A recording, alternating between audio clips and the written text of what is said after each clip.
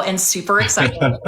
So we'll get right into it. I'm just going to introduce what we're doing today, and then we'll get to questions. So, sure. Yes. And for everyone joining, I don't know what any of these questions are. So, and I've said to you that you can pretty much ask me anything. So, here I am, an open book. I know Omid really said, mention it all. He said, Bethany Frankel, mention it all. And I said, okay. So that's what we're going to do. It's going to be fun. We're going to have a great convo. I'm honored to be your first TikTok live, Omid. Very How's everyone doing, by the way? Where is everyone in the world? I think we tried to pick a time. Say where you are in the world while I try to set this up as a split screen, which I don't know how to do. Hold on. I'm working on it. Oh, there's Omid, but Omid's tiny. Expand Omid. I don't think there's any way to do this as a split screen, but okay, that's fine. Do I pick it on my side or no? We probably should have troubleshooted this first. We have people from all over. I've seen Austria in here, Alberta, Austria, the Netherlands. People are up at 12 a.m. in Ireland for this. Omid, people stayed up. Wow, okay. People stayed up for you. People brought snacks. I see some people from the UK. Thank you for staying up late. West London, Arkansas, you got people everywhere. I love it. Well, this is really fun. Although I say I'm nervous, I have been really looking forward to this because I feel like I haven't really had an opportunity to sit down with people that get it. There hasn't been a lot of conversation about the book. And that's what I think people find surprising when they actually read the book is it's nothing like what the headlines show. And so I want to get into all of that, but obviously there is the Prince Harry court case in the room, the elephant in the room. And so I just wanted to say that we're going to address that up front, but then we're going to get back to the book because Endgame, the book, the actual contents of the book, it's gotten so lost in the headlines and it's been so whipped up by primarily the British media that the point of this is to not get sidetracked by the news, by everything in the news, and actually talk about the book. So what we're going to do is let's just start with a couple questions about the court case. Then we'll we'll have a little discussion, and then we'll get into some reader submitted questions. How does that sound? That sounds fine. And please bear with my voice if it starts to crack. I haven't had one for the last few days, so I'm only just getting it back. I'm glad you got it back today. Yeah. Okay, so you've had a weird few weeks. Yeah, to say the least. It's been weird. And just to catch everyone up, today, a UK judge ruled in favor of Prince Harry that he was a victim of phone hacking and other unlawful acts by journalists at the Mirror Group newspapers, which includes the Daily Mirror, Sunday Mirror, and the Sunday People. In a statement, Prince Harry said, quote, "The court has found that the Mirror Group's principal board directors, their legal department, senior executives, and editors such as Piers Morgan clearly knew about or were involved in these illegal activities," end quote. Can you just tell me what your initial reactions were when you got the news and then what your feelings are now that you've had a couple hours to digest? Yeah, I think you can never be too confident before a judgment is served. And I tried not to think about it too much, but the evidence, the witness statements, the testimonials were all so compelling and so sort of in the right direction of where this case should have been going, that I think everyone involved in it did feel confident in ultimately what was announced today. I think this is all part of creating a safer, more ethical media landscape in the UK where certain values and codes of conduct are focused on once again. I think the British press once upon a time was famous for quality journalism, and thanks to decades of tabloid culture has become rotten right through to the core when it comes to the kind of unethical and illegal practices that take place in newsrooms up and down the country, past and present. And listen, I'm a journalist. I've sort of cut my teeth in that world, but I've also been on the other side of it too. So For me, I was nervous about taking part in it, but I also was confident in my story, my truth, and what I had to share, even if it was a small part of it. And sadly, it is very hard to come across journalists who are willing to put themselves in that position to expose themselves to the intimidation and the aggression that comes with stepping into the box and talking about these things. But I do think that ultimately this all contributes to hopefully significant changes to our media today. And so I'm really looking forward to seeing how this affects future cases. And of course, we know with Prince Harry, he still has his case against Associated Newspapers with Elton John and others. So I think for now, this was like certainly a step in the right direction. And listen, I knew that the coverage tomorrow in the papers was going to ignore most of this, but I also see, and I have stayed off social media a lot recently, I also see a large section of the country and the world who are watching this mouths aghast, that, so much of this continued for a lot longer than people thought. Well, I think that's what was really shocking is how much of this was still going on when the Leifson inquiry was happening.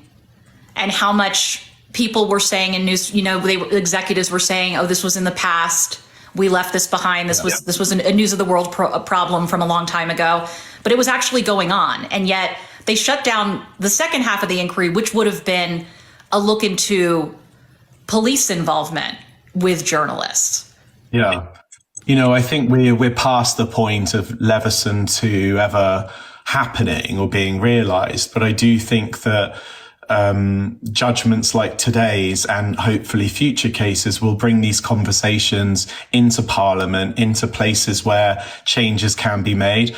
I still want to live in a world where there is a free and democratic press, but I also have always, and this has been a fight throughout my career, is to work in spaces where I feel that at the very bottom line, there is a sort of level of morals and ethics and values and legal codes that are abided by when delivering news and storytelling to the world. It's a huge responsibility. And I think that for many, especially in more recent years, where this sort of fight for clicks and relevancy and survival in the media landscape due to the sort of changing habits of the readers, I think that the importance has gone on all the wrong things.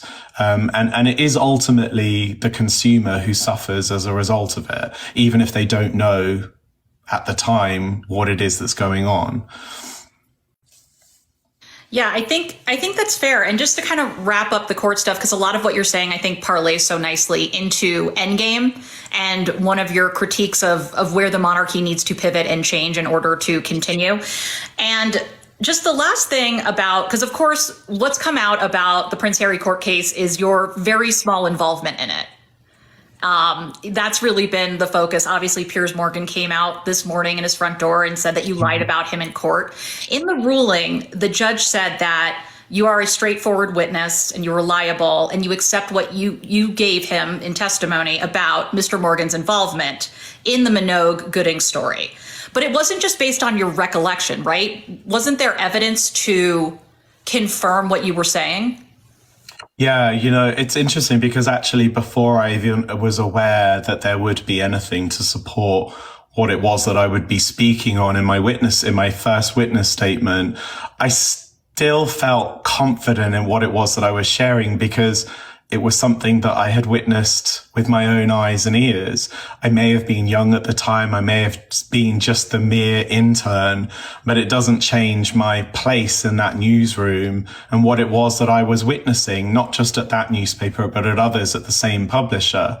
And so when it reached the point of giving testimony in the courtroom, I was pleased and pleasantly surprised to see that there was more to back up what it was that I was saying. And ultimately, cases like these are it takes a village. It's a group effort. So, it requires those who spoke up and played all sorts of different roles in bringing this story in front of the judge, in order to help him make the decision that he felt was most appropriate.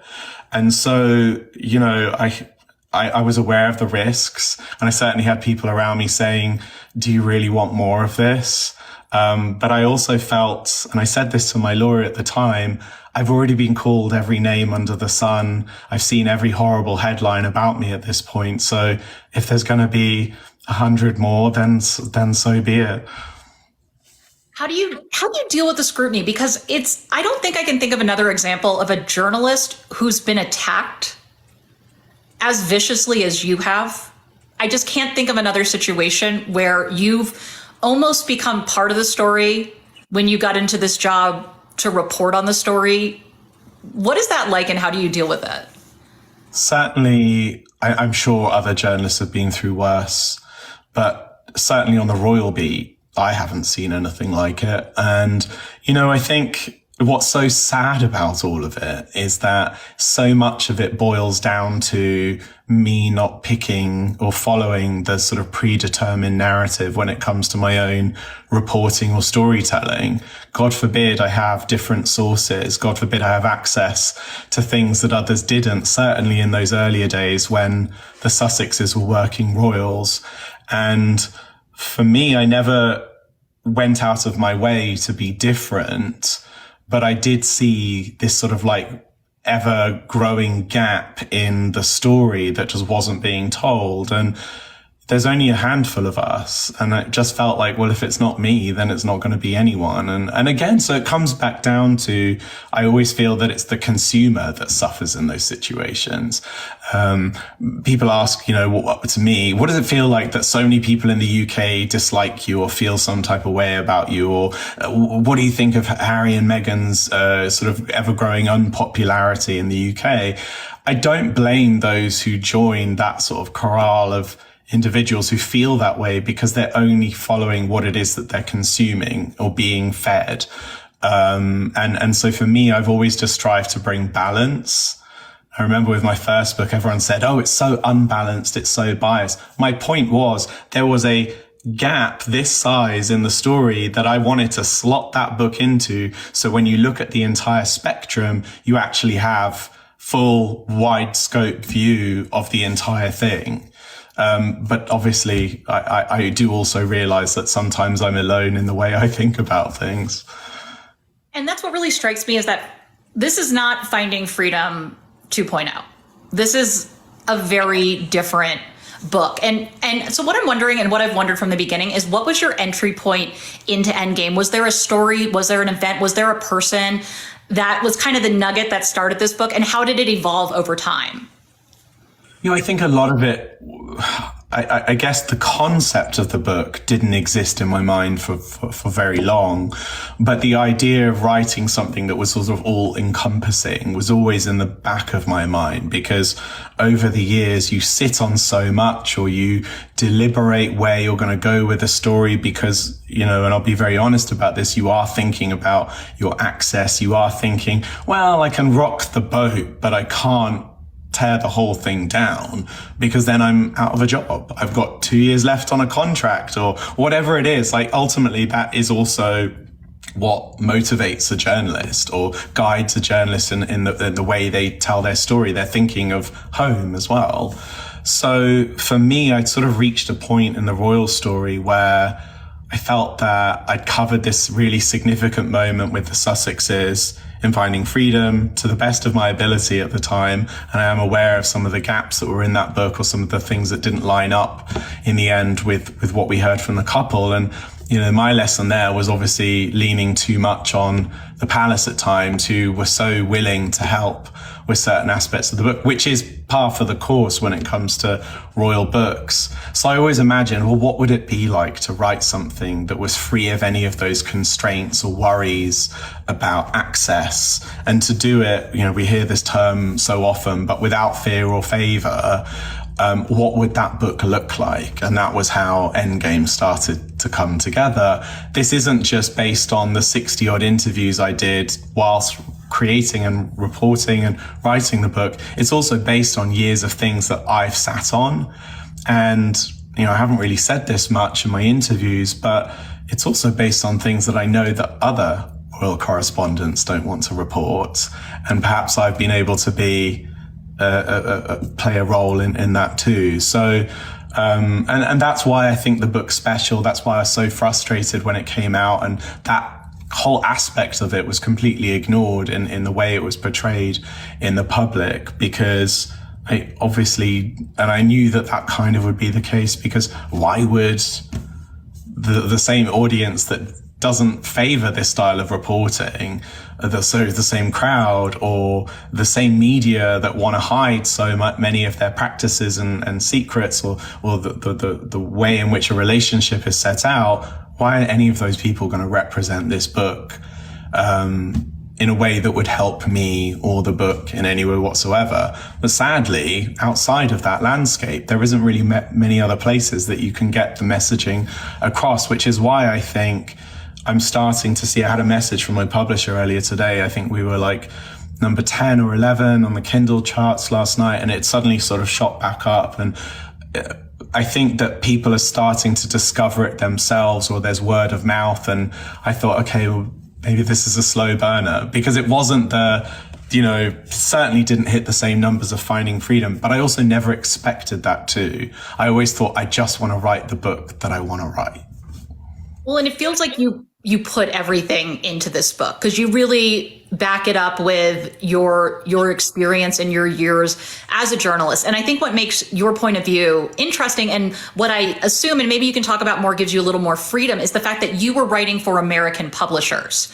And I also was wondering, tying it back, was any of your time as an intern in the British papers, when you were kind of seeing how the media machine worked, did any of that influence your decision to seek out American media? Yeah. The judge asked me actually in this MGN case, or wasn't the judge, I think it was the barrister on the defendant's side, why would you even remember such a thing? It was such a long time ago. But actually these were things that I witnessed that shaped where I thought I would take my career, because actually, may surprise some, at university, I really thought my career would be in newspapers, and that I would work in, I was interested in entertainment news, and I wanted to go down that path. And at that time, the celebrity columns, the entertainment news coverage in the British papers was making waves around the world. Suddenly we had columns that were getting, the journalists themselves were getting Vanity Fair profiles, and it was kind of like where it was at. Obviously, at that time, we didn't know where so many of these stories were coming from. But I was really interested in that world. And it was only once I got to sort of step inside and have a look around, I thought, you know what, this is maybe for someone else. And so I took a job at a magazine. And even there, I will, and I got to be careful how I say this, but I saw a lot of things there at this same publication that I felt, oh, this is straight out of the newspaper rule book. These same things are happening at the magazines too. So it really then changed how I felt my career was going, or where it was going. And I thought, well, I've got to find somewhere else. And so I looked to the US, and I took a job running the European Bureau and the whole overseas operation for Us Weekly, at a time when, I say it now and people think, oh, what a rubbish magazine, but this was at the height of the kind of like pop culture phenomenon of young hot Hollywood and everything that was going on. So it was a real place to be, and it was kind of like, it was like the younger version of Rolling Stone magazine at the time. Same publisher, same goals, same house style, a lot of the same staff. So it was a natural fit. And it was there where I really kind of learned that things could be done differently. We didn't even pay for stories. So it was a very different way of doing things compared to the the UK papers, which even if you bring in all of those ethics and morals and values, when you're paying for stories, well, then you're opening up a whole range of risks and so on, because there's a sea of freelancers out there that just want to get their weekly paycheck. They will amp things up. They will twist things to make it more compelling, to perhaps move it closer to the front of the paper, because inside the paper may have been £1,000 for that story, but on the front page, well, it could go up to 10. So when you bring in money, it does influence and shape the coverage in a way that, again, I think the public often aren't aware of. I think that's so true. I'm also just like stuck in a mindset where you're like, wow, American media seems like a cooler, more normal place to go hang out. You know, just kind of knowing some of the things that happen in our own media. It's just kind of funny to think about. And speaking about Us Weekly, it reminded me of something that you said. I believe it was in a James O'Brien interview that you did recently.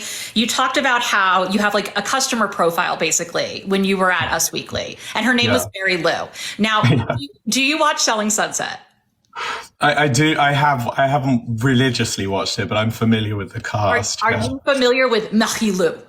Are you familiar? I am. Very different character. I imagine you're writing to this German like waif of a woman who's dating one of the twins, and it made me laugh just personally. But I guess what I'm wondering is, while you used to, write for Mary Lou, is Endgame for Mary Lou, or is there like a different person in mind? Like, who is this for, and what does it show about like where your reporting is going?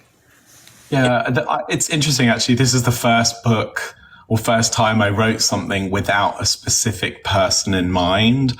I wrote it for inquisitive minds in general, and I realized that market may be smaller.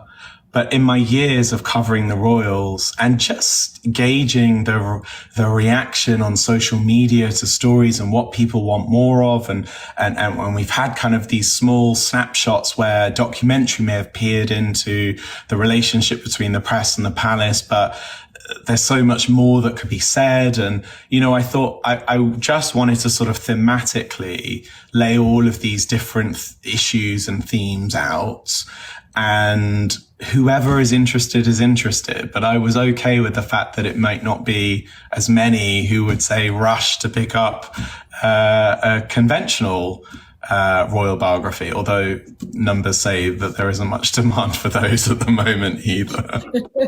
Oh, people are interested. I know my audience has been really engaged. And again, some of the stuff that the media isn't talking about makes sense because it is critical of the media and the media's participation with the royals and the relationship there.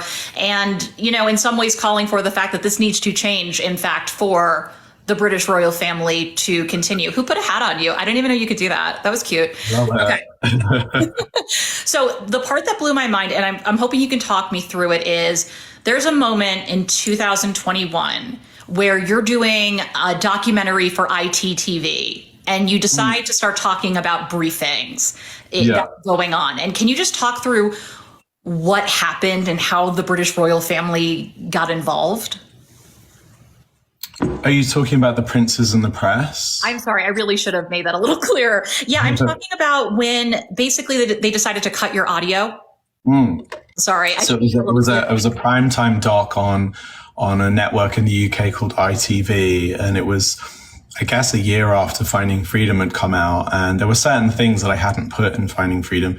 I have to remember I wrote it with a co-author, so it was two people thinking of their relationships moving forwards, and so there was a kind of line to toe. I also didn't know how far I could push things with that book, and there were also things that I couldn't double source or get enough on at the time.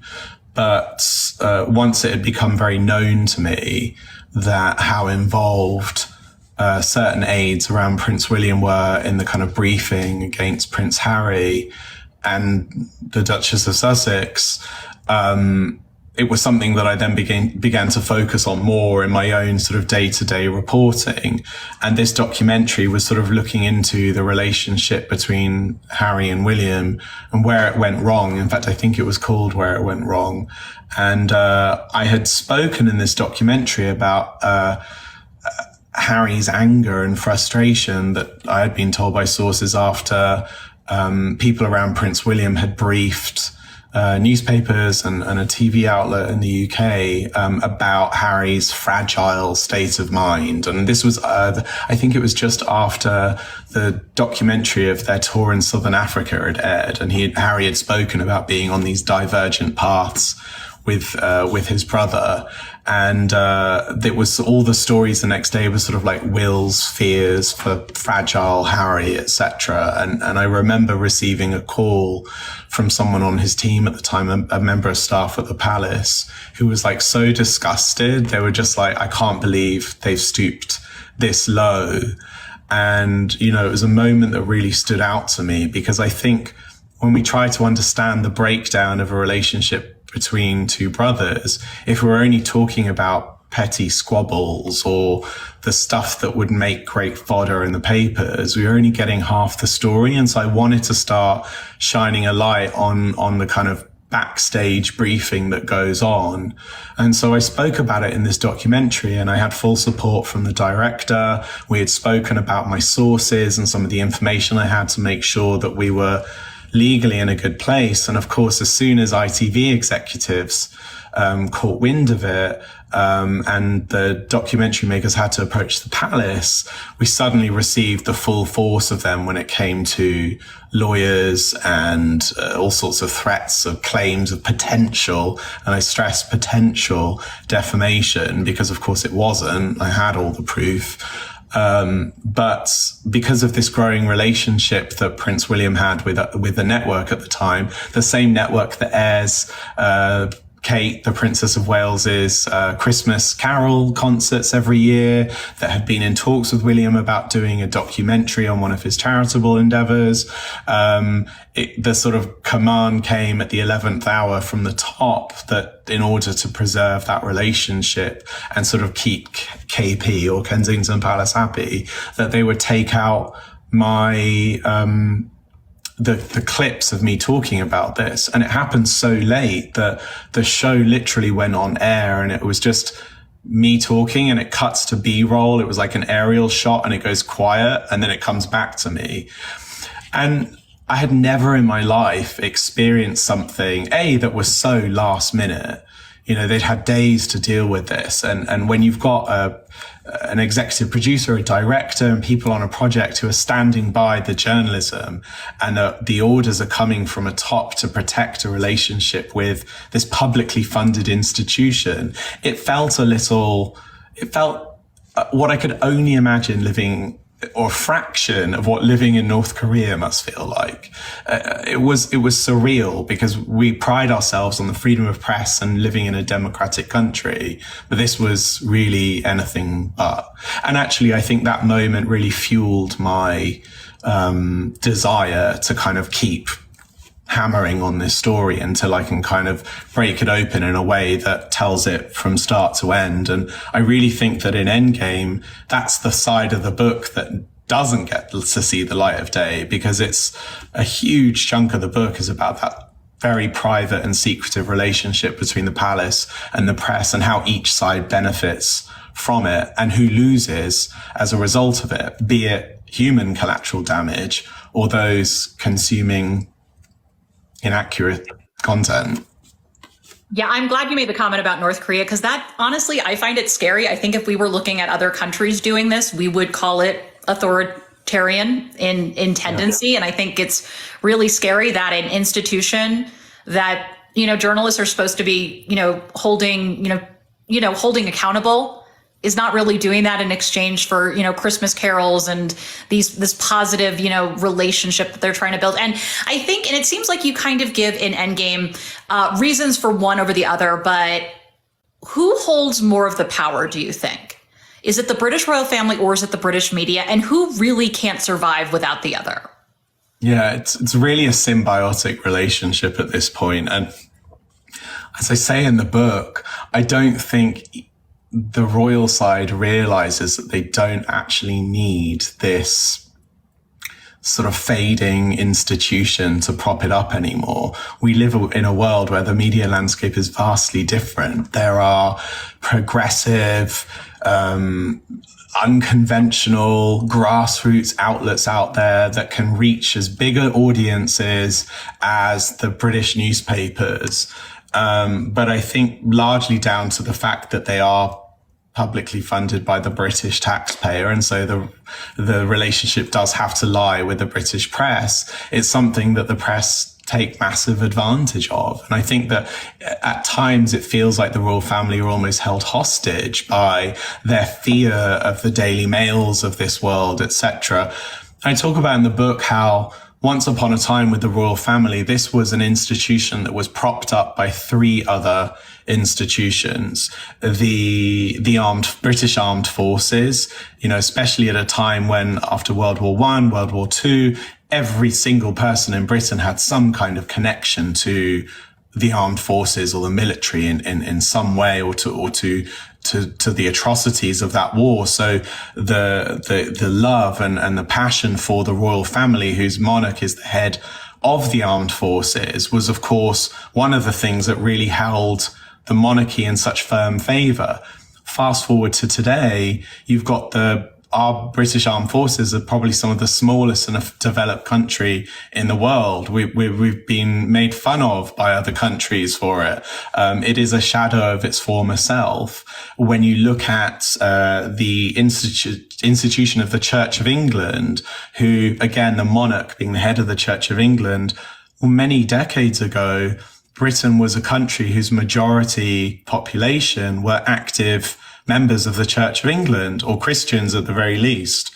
And today that number stands at about 6%.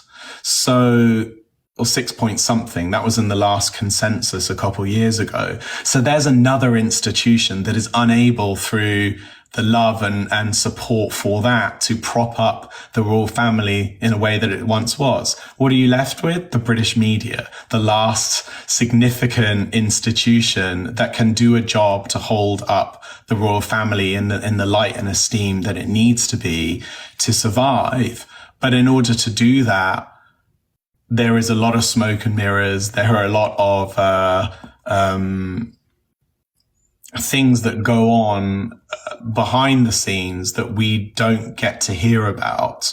The media take full advantage of that relationship, because when you look at the sort of current state of the landscape in terms of flagging click numbers online and print sales that are decreasing month on month, hundreds of redundancies and, being made at publishers every month. Well, the one thing that is really keeping them alive, or the oxygen, is coming from royal coverage. It is lucrative. It is advertiser friendly. You cannot sell advertising next to stories about the war. That right page in a newspaper, which is, the prime one that advertisers want, next to the left side where there's a story, well, if that's next to royals, it's worth so much more than anything else. So there's a reason for them to hold on to this relationship in a way that serves them best. And for the royal family, who seem to know no better, it also serves them really well to keep things as it is. But again, it's the consumer, it's the taxpayer that suffers as a result of it, because what they're receiving, what they're consuming, doesn't actually line up with what's going on. And it sort of goes back to why I wanted to do this book. I just felt eternally frustrated that we lived in a country where we weren't able to scrutinize our royals in the same way we do politicians. Sorry, that was very long-winded. No, it was good. I want to make sure you can drink some water. I feel so bad for your voice. I want to send you I've got my coffee still. You have your coffee. Very good. Yeah. Caffeine. That you're staying hydrated. Good job, Omid. Coffee this late in the day is very brave. And it's funny just talking about the Royal Rota, because that's part of the thing is, the Royal Rota was created because people do have the right to know where their tax dollars are going and what the royal family is doing. But often you kind of get fluff and not actually, into the issues like Charles briefing or, cash for the charity scandals and other lack of transparency around finances. You don't really get into that. And that's a disservice to the public. And I think, again, one of the most refreshing parts about your book is that a royal reporter who's been in the Rota is just saying it and is putting it out there, which is so different from what we've seen. Yeah, I'm certainly not the first person to write a book that criticizes or scrutinizes the monarchy in a kind of refreshingly different way to what we see in the mainstream press. There are other great books out there too. But I think in terms of someone that's covered the beat full time, there hasn't been someone in the time that I know that has done that. And so I felt that there was a certain level of knowledge and intel and access that I've had that puts me in a position to tell more of the story than someone that was just coming into it as an investigative reporter or historian, etc. But I also think, and I think that my journey in this has been quite interesting. You know, I did start out as a royal, somewhat, well, it wasn't my full beat, but when I was at the magazine, royals was part of my kind of repertoire of beats that I covered. And for me at the time, it suited me really well to just like play the game and dance the dance and just get the great access to fun things, because all our readers really wanted was sort of like really kind of like fluffed up, positive, upbeat coverage. And there was no interest in talking about constitutional matters or anything else like that. It was treated like celebrity news. And I think for the palace, certainly Kensington Palace, it suited them really well, because actually I remember at times, I'm being perhaps a bit too honest here, there were certainly times where they faced controversies and scandals in the British press. It does happen. And I was like, and I would be the one who'd be like, well, you know what? We don't have to even go near that story, but can you help me on this like birthday package for Prince George's 3rd birthday or whatever? I don't know. And so my wants and needs were for that of the reader at the time. As I moved on from that, and really this kind of happened around the arrival of Meghan, because I started to have a personal interest in the story, just as someone who I felt perhaps wasn't getting the treatment or the sympathy that was deserved of any human being after her arrival, and just the stuff that we started to see grow within the press, the dog whistling, the kind of racially tinged coverage, etc.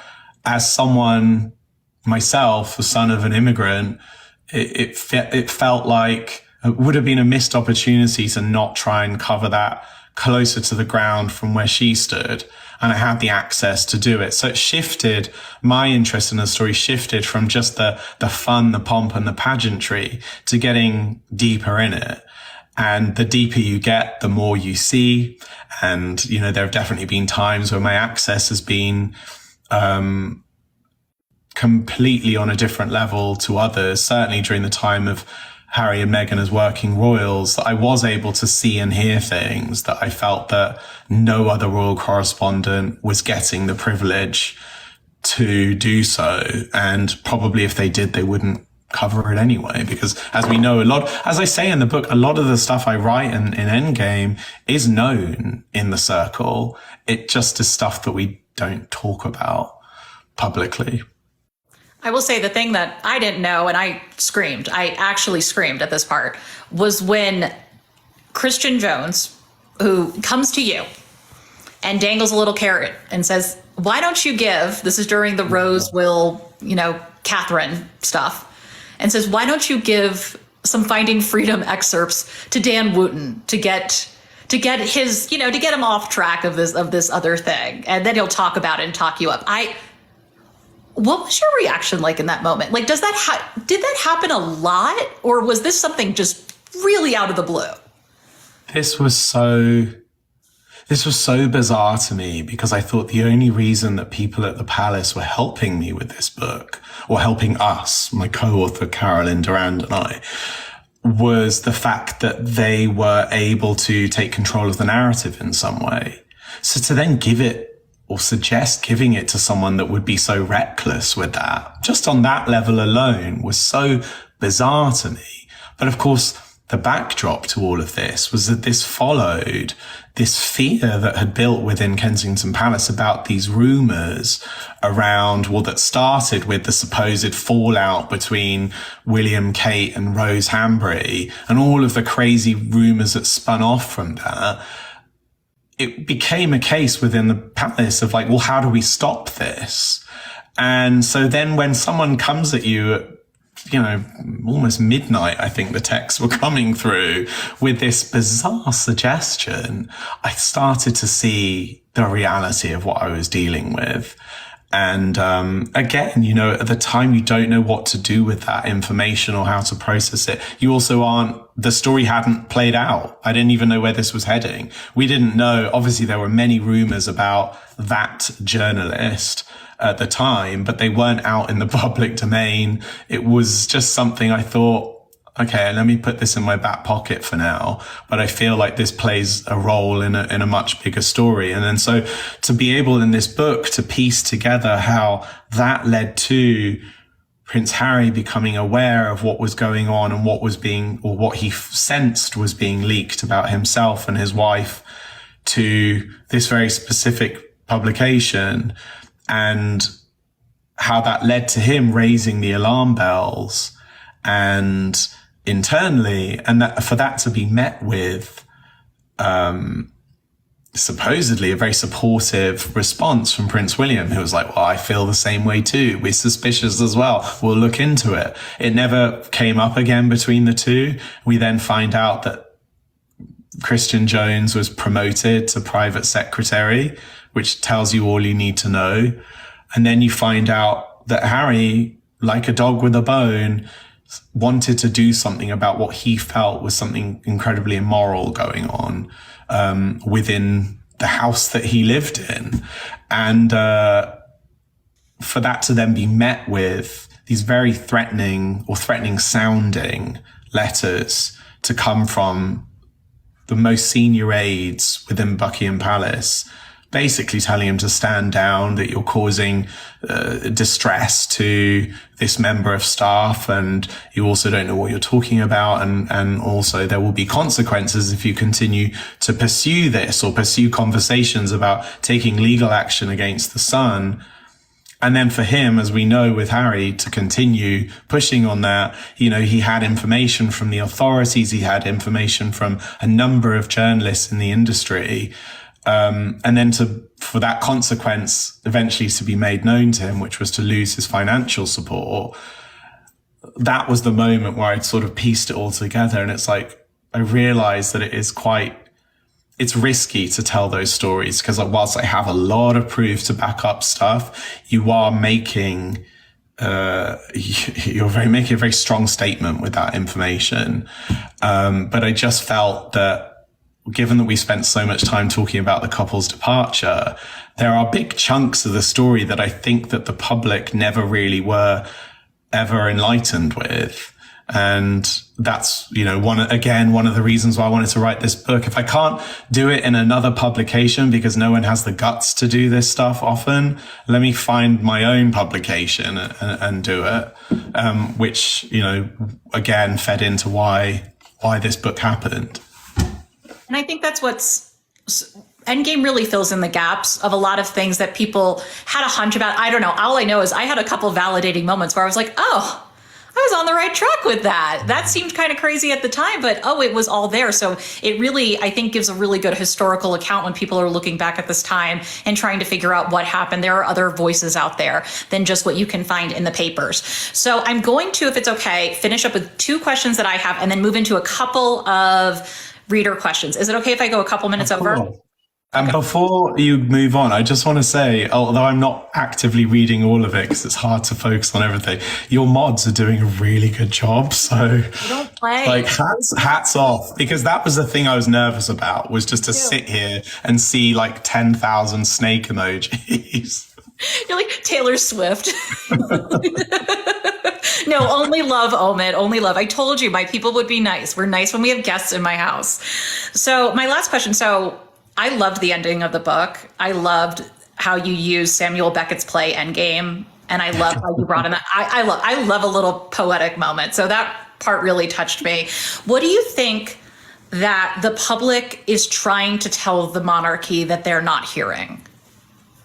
Yeah, you know, I think in the age that we live in, we do look for accountability and transparency from publicly funded officials, which is essentially what the royals are. If you take away the lineage and bloodline.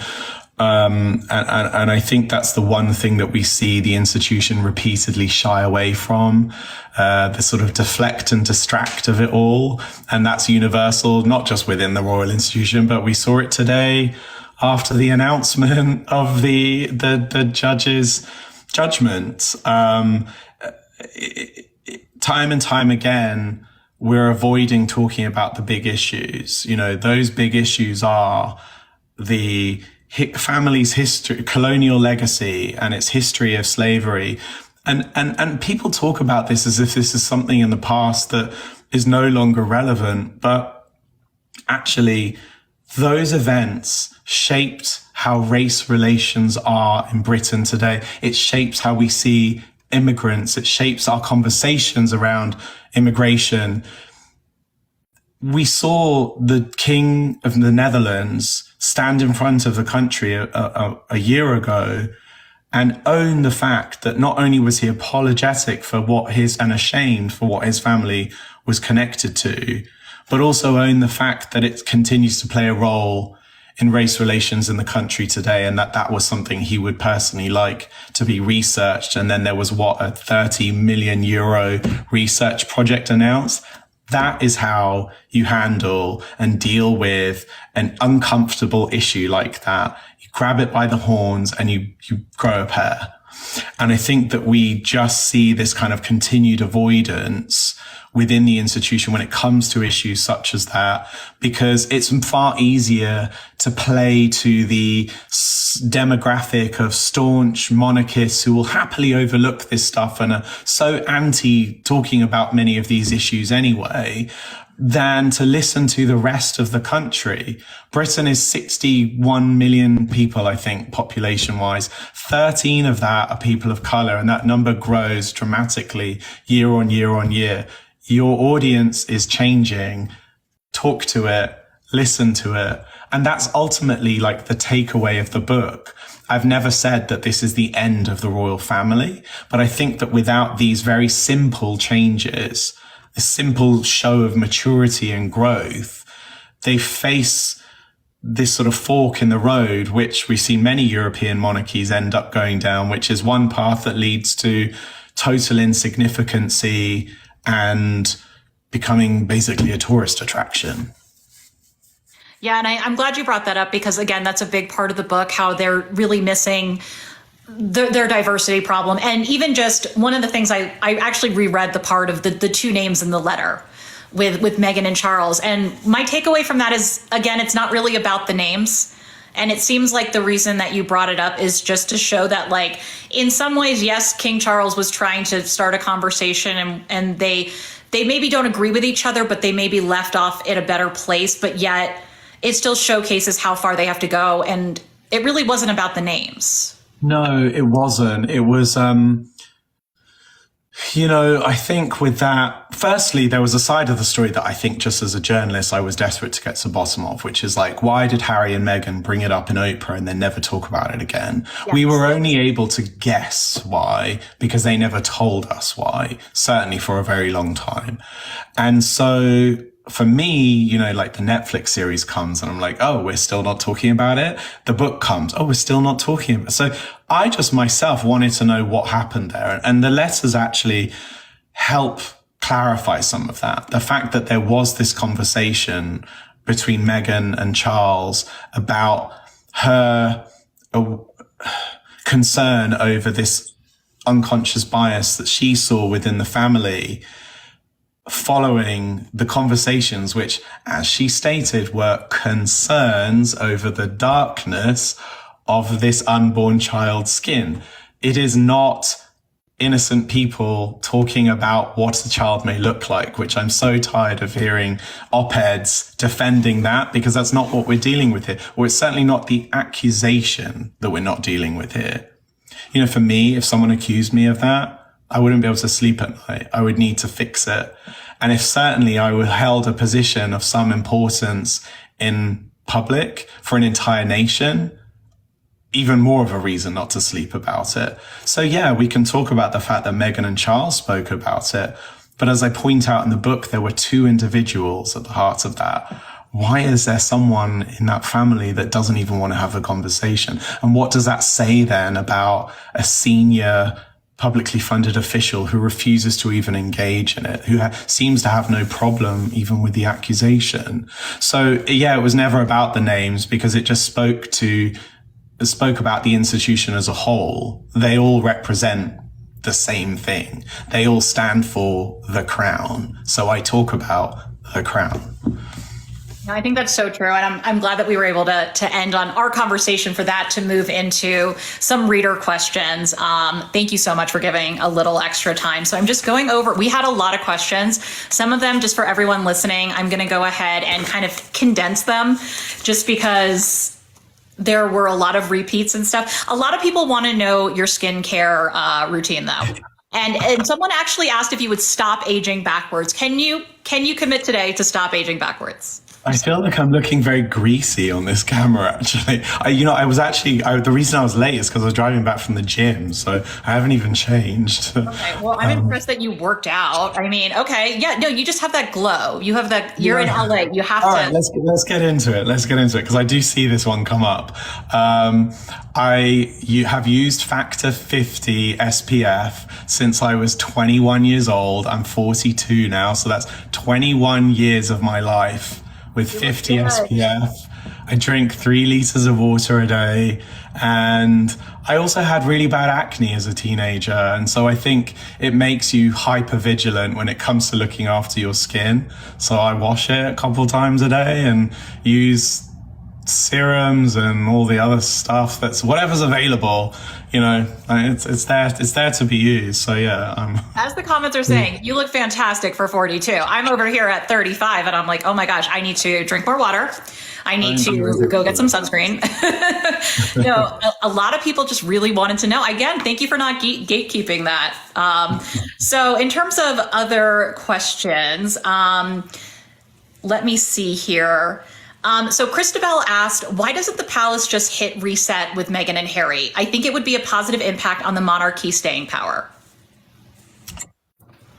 I think we're past the point of no return, to be honest.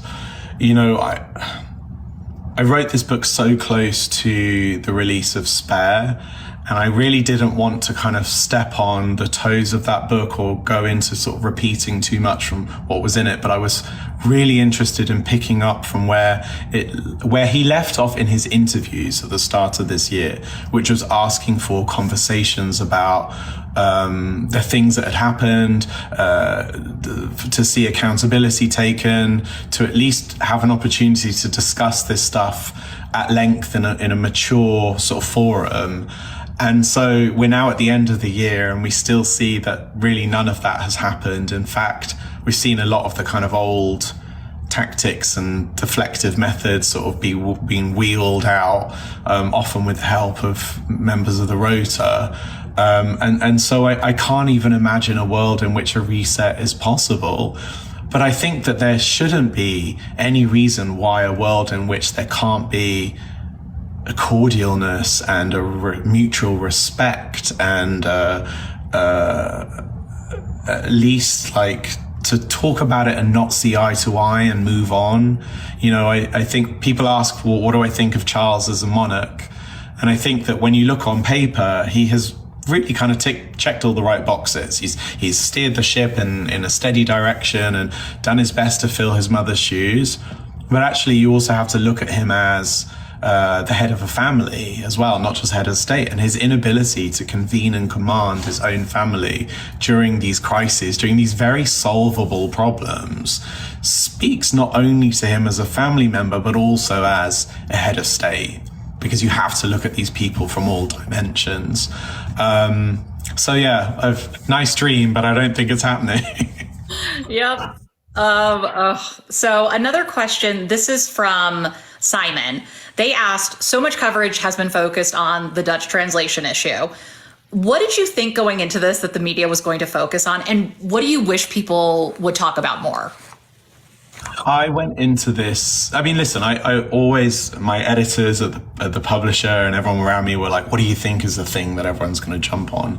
And I always said it will be the thing that you never thought about, because it's always like one thing in the book that takes on a life of its own, and it will be the thing that you least expected. Well, I certainly didn't expect the absolute shambles and mess that was the Dutch translation, which, regardless of what anyone thinks, frustrated me, upset me, angered me, because it's like I did everything I could to write this book and follow every rule, every law, every sort of journalistic principle of my own when it comes to showing and telling, when you're reporting new information, to double, triple sourcing details, etc., to just simple fact checking. So it let me down just on that level alone.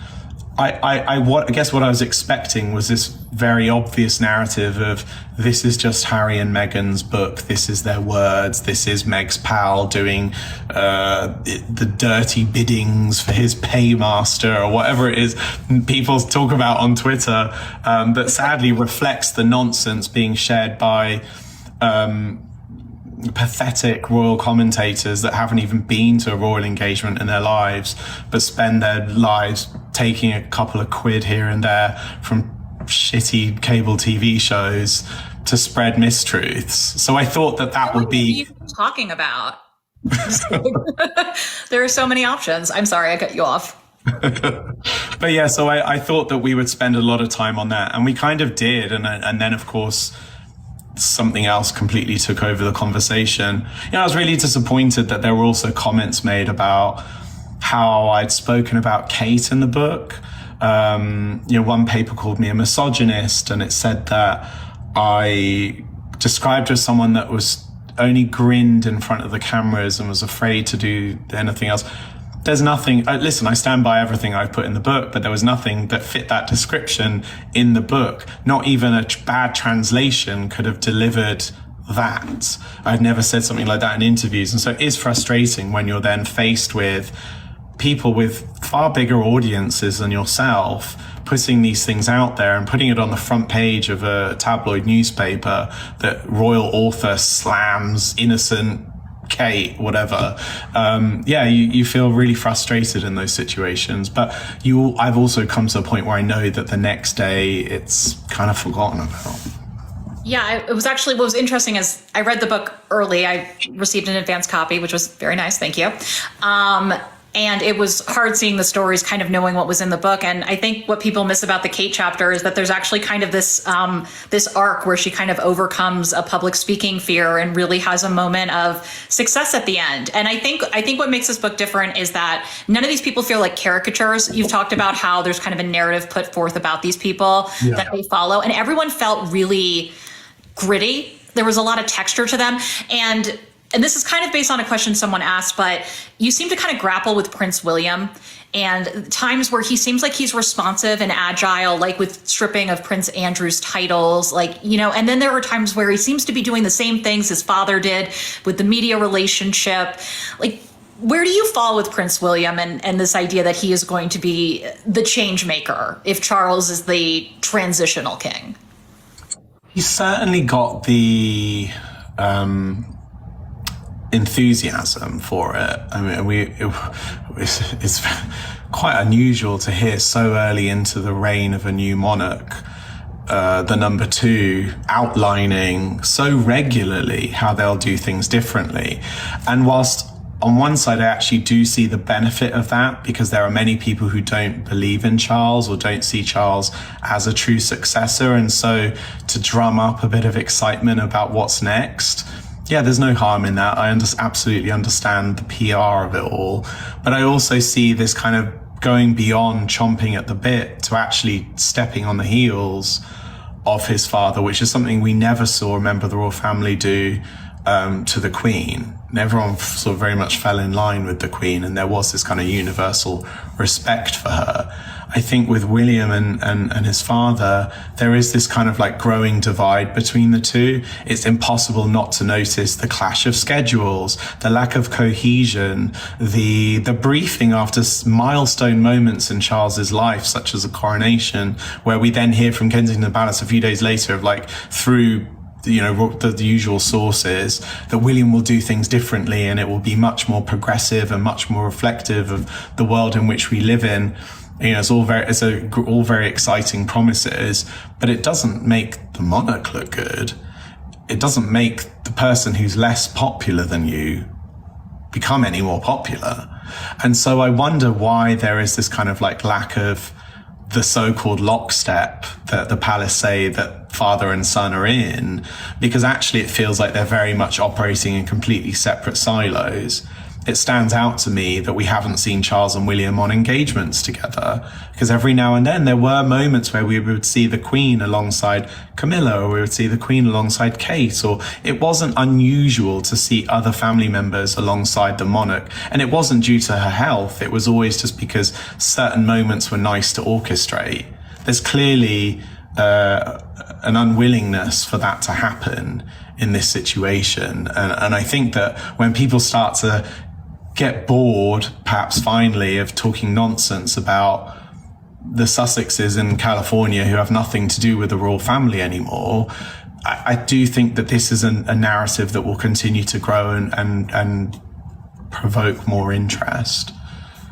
Yeah, I think what's interesting about the book, again, is seeing the ways in which there's a narrative created, and then being able to see from the perspective of you, a royal reporter, how that actually isn't in line with what's actually happening behind the scenes. And yeah, I was shocked to see, I forget who printed William's 5-point plan for the Commonwealth and everything, but it was kind of shocking to see him and his people presumably taking a step to kind of put that out there, I'm assuming. You know, I see some people saying, could it be for security reasons? But you only need to look at the history of the Queen going on engagements, or having appeared on engagements alongside Charles or alongside Camilla in the past to know that the precedent is there for monarch and the heir to be next to each other. For a domestic, I would understand if this was an overseas engagement, but for a domestic local engagement, whatever it is, Fortnum and Masons in Piccadilly, on Piccadilly in London, you know, a couple miles away from the palace, you know, these things are easy to orchestrate safely. So I don't think that plays a role in this. Okay, I'm going to just get a couple more questions then. I don't want to hurt your poor voice anymore. I feel so bad. All right. I'm absolutely comfortable and fine. Okay, as long I know, we're just like vibing. We're having a good time. I'm like, I got to order dinner and we'll just keep going. So Sarah wants to know, people love the audiobook, by the way. I am going to say that if you decide royal reporting is no longer for you, I think you'd be great on the comm app. I think you would be like top notch on the comm app. A lot of people are loving the audiobook. You read the audiobook. What is that process like, and how long does it take to record an audiobook of this size? I am so glad people like the audiobook, because it was a headache recording it. I was supposed to do it in 5 days. It became 10 days because we did it in this brand new state-of-the-art studio in London, and the building that the studio was in was having construction done on like 20 floors above. And there was this humming that kept coming into the studio. And so we had to keep redoing things, moving from one studio to the other. It was, so I was like, if people don't listen to this has all been for nothing. But it was actually nice to sit down and read it cover to cover, because I hadn't really sat with it in that way. So I'm glad. Actually, I know that there was a lot of focus on sales in the UK. But I do think, and they haven't asked about this, but I do think that they were affected by a lot of the very negative coverage that took the intrigue about this book into a place of disgust. I think a lot of people felt really revolted by this book and my approach to telling the story because of the things that were being written about me in the papers. What was it, like 12 front pages of the Daily Mail? One of them was literally just the word vicious. It's like, that's not gonna, it passes the point of being curious about a book to, can we just burn it? Can we ignore it? But I was actually really encouraged by the fact that we had, I think, 40% of our sales numbers in the UK were just from the audiobook alone, which apparently is like an unprecedented ratio. It's not usually that big. It certainly wasn't that with Finding Freedom. So I guess it taught me a lot about how people are consuming books as well. And maybe there's a way to do things differently in the future. But yeah. I know. Anyway. I feel like I need to listen to the audiobook now. I'm a reader. I like to read. I like to take notes and highlight and annotate, but I feel like I need to listen now. I know when I used to do more in broadcast journalism, there were always words that would trip me up and I would have to have them like phonetically spelled out. Was there a word or something that like you just couldn't get past while recording? Was there something that just kept tripping you up?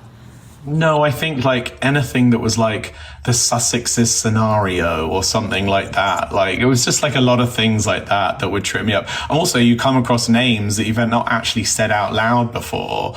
And so you have to kind of get all of these things checked. I saw someone say in the comments, the book wasn't as salacious as people thought, people made it out to be. And I completely agree with that this book was never about dropping fresh front page bombshells on every page. This was about organizing and putting together like thematically, like everything that had happened in recent years and actually, I said earlier that I didn't have a reader in mind.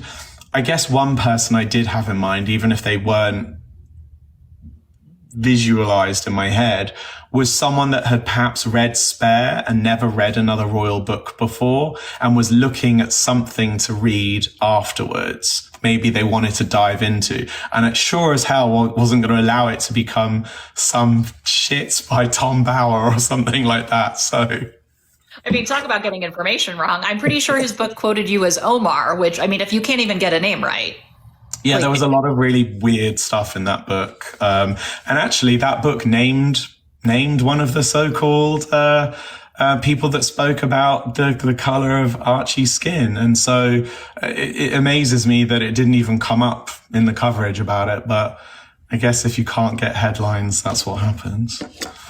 Okay. That's what he said. Well, okay. 2 more questions, then we'll finish up. A lot of people want to know about your fur baby, Yoshi. Yeah, he's in London at the moment. Oh, he's in London. I know. I was supposed to bring him. It's actually quite sad. I was supposed to bring him with me back to LA after the press tour, and I was going to fly him out from Paris because he's not a service animal. So the only place I could do it from was to bring him from Paris. And we cancelled the Paris leg of the press tour. And I was, for security reasons, had to leave London pretty quickly. And so I didn't get to. So I am heading home very soon to go and get him. And I haven't actually moved out here for good. I'm just here for a little while, a change of scene, you know. So you had to leave London for security reasons around the book?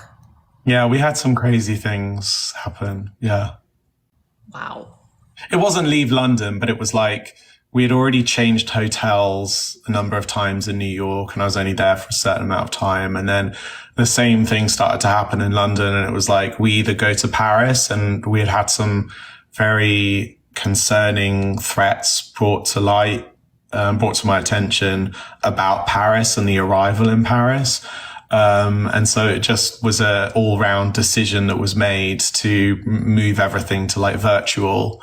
So I came back here and did things virtually. I don't blame you. And so your dog's name is Yoshi, right? He's a French bulldog? Yeah. Now, you said in an interview that originally you thought you might go into video game journalism. So I have to know, is Yoshi... Yeah, see, I did my research, Omid. I did my research. Is Yoshi named after the Mario character? He is named after my go-to Mario Kart That was character. my next question. Always green Yoshi without fail. That's what I won't take any other color. I like to be the Toad. I like to be low to the ground, and he makes like high pitch sounds. I like to be Toad, which I guess tracks. He's a safe bet. He's a safe bet. I love that. Well, I hope you are reunited with Yoshi very soon. Final question. This is one I have. This is one a lot of people had, but Endgame kind of felt like it could be an endgame for you when it comes to royal reporting, or maybe this chapter in your career. So what is next for you? Can you tell us anything that's next? How much of it is royal reporting related, or where do you go now? Yeah, that's an interesting question. You know, I certainly have no desire to continue covering this as a story on a day-to-day basis. That side of, or that chapter of my career, I think was always intentionally for a certain period of time. In fact, after I went full-time, although my first royal engagement was in 2011, my full-time focus didn't begin until the end of 2017. And I was always like 3 years and then I'm done. And then it became 5 years and now we're about to hit 6. And so there are other things I want to do. And so it's part of the reason why I'm here. I'm focusing on some other things, but I also will always have an interest in this story. And I think that there will be key moments where I certainly would like to have something to say or to contribute to the conversation. And there will eventually be a paperback update for this book as well. So I wouldn't call it an exit, but I would call it a change. Yeah. I love that. Well, I think I speak for everyone when we say that I think you filled a really necessary gap in reporting that we've seen ever since I've started looking into the media relationship. I think you've filled a really important gap. And I think that your work is important and it's going to continue to be important as time goes on. And I'm glad, though, that you're going to take a bit of a break from it full time. I can't imagine that cannot be good for the skin routine to be in this full time. There's no way. It's really not. You know, it's funny because firstly, that's very kind of you to say. And I think that sometimes I feel guilty when I see some like the rare compliments that I see online, because I think sometimes all I've done is just approach the story fairly. Like, is the bar, and I don't say this to do myself a disservice, but is the bar really just there? Like, why, you know, the expectation should be so much higher, and I strive for higher, but it's sad that we're also at a place where sometimes just being fair is enough. It says a lot about the state of the media today. I'm sorry, you were going to say something else, but No, I wasn't. This is your stage. No, Oh, okay. Well, you know, I just want to say thank you to everyone who have checked out the book for themselves. There are so many different ways to read it. I only recently became aware that on your Spotify subscription, you basically have access to like every book under the sun. So I guess they're coming for Audible's wig, but it's definitely, yeah. So, you know, it doesn't have to be picking up the paperback. A friend of mine showed me what the waiting list was like at the library, the Los Angeles library here.